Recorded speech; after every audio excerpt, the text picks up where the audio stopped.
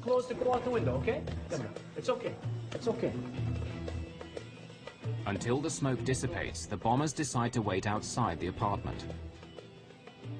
The doorman isn't convinced by their playing with fireworks story, and he calls the fire department and the police.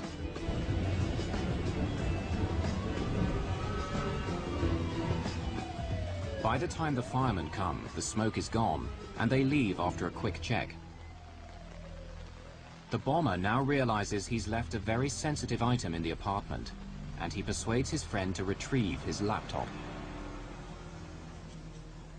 He was too clever a guy to come back and expose himself, because all along he knew that that would be too risky for him to go back and be caught. The bomber's fear of getting caught is justified.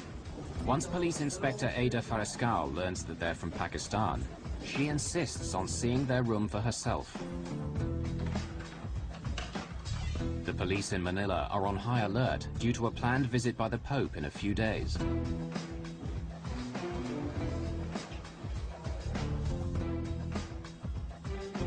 What Inspector Fariscal finds confirms her worst fears about the intentions of the tenants.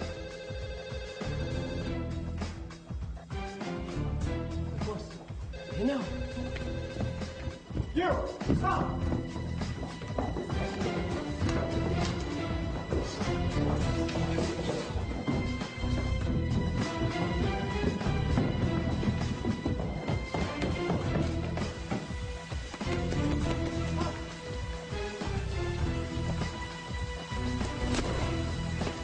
The shot distracts the apprentice and he trips over a fallen palm tree. But the cop discovers he has no handcuffs. The doorman improvises with the drawstrings of his windbreaker. In the meantime, the bomber vanishes. One of the first senior officers to arrive at his apartment is Sonny Raisin. Incident at Doña Josefa apartment was the breakthrough in opening our eyes that the Al-Qaeda terrorist cell was already operating here in the Philippines. The Philippine National Police know they've stumbled onto something big, and they inform Interpol, Scotland Yard, and the FBI. When news of the raid reaches the Joint Terrorism Task Force in New York, it immediately grabs the attention of FBI Special Agent Frank Pellegrino. For 2 years, he has been hunting a terrorist called Ramzi Youssef, and it looks as if this might be his man. Well, he was always our focus since '93. I mean, at the time, that was he was the biggest fugitive around. As Philippine police comb through the apartment, they begin to find more evidence tying Youssef to the bombing of PAL 434.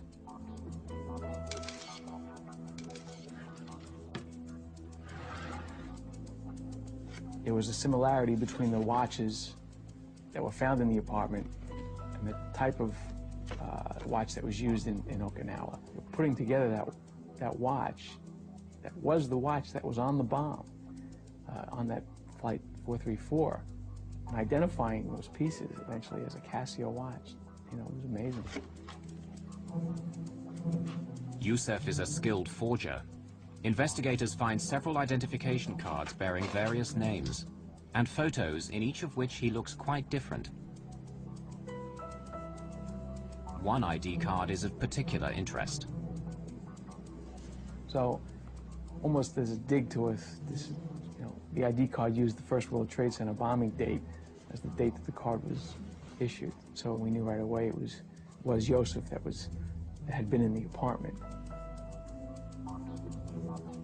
They knew chemicals. The chemical dictionary was a very well-used item, underlined, highlighted, well-read, notations throughout the book, something that he used quite often. And I don't remember the exact number. I think there might have been 100 latent prints found on that belonged to him.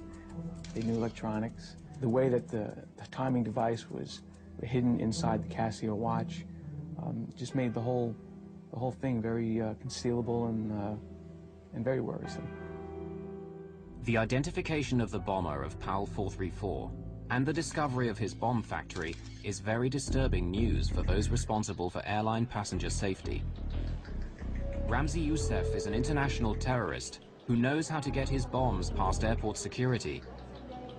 Bombs that are small, but if strategically located, can blow up a jumbo jet and kill not just one, but hundreds of people. And the bomber of PAL 434 is still on the loose.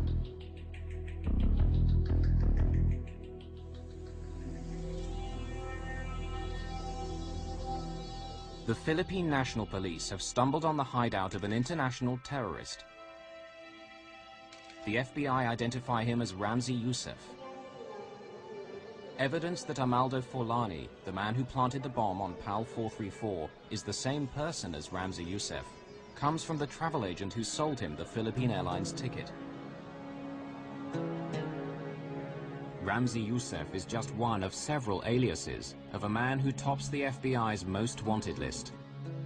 An international terrorist with a $2 million bounty on his head. In September 1992, Youssef flies from Pakistan to New York to prepare for a major terrorist attack. On arrival at JFK, he presents a fake Iraqi passport and asks for political asylum from Saddam Hussein. The ploy works, and he's allowed to enter the country. 6 months later, on February the 26th, 1993, one of the largest homemade bombs in American history explodes in the garage below the World Trade Center, killing 6 people, injuring hundreds, and causing $500 million worth of damage. That night, Youssef is on a plane back to his home in Pakistan. He was an action figure. He wanted to keep doing things. He wasn't happy with the one success he had. 18 months after the World Trade Center attack, Youssef flies to Manila to fine-tune the bomb that he plants on PAL 434. According to Sunny Razan, the Philippine capital suits him. Ramzi Youssef loved to enjoy life. He is a ladies' man. He associated himself with a lot of girlfriends, and he liked to party. He also drank a lot, see, and he enjoyed the life. Terrorists, they are your normal day-to-day people, the guy next door. After the bombing of PAL 434, Youssef arranges for his childhood friend Abdul Hakim Murad to assist him in Manila. But on January the 6th, 1995, 2 weeks after his arrival, Murad is arrested and sent to the Philippine Police headquarters for interrogation. It took 67 days to extract the details of how Youssef planted the bomb. Tiny chemical traces of the explosive were found on PAL 434, and Murad eventually admits that Youssef uses liquid nitroglycerin that he's stabilized and concealed in a bottle of contact lens solution.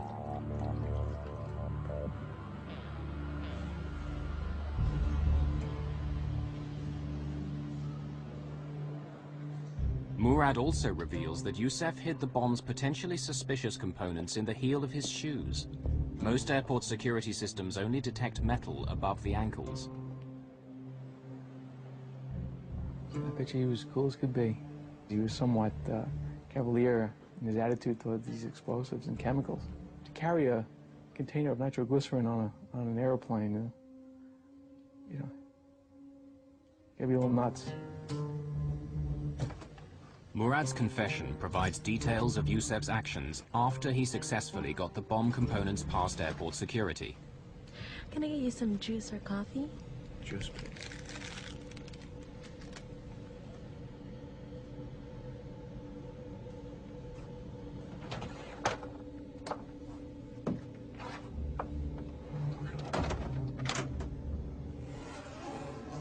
Youssef designed the device so the innocent-looking components can be quickly transformed into a lethal bomb. Youssef has modified a digital wristwatch as the bomb's timer. This is wired to a detonator inside the bottle of nitroglycerin. Two 9-volt batteries provide an additional electric charge to the exposed filament of a light bulb that will spark the explosion.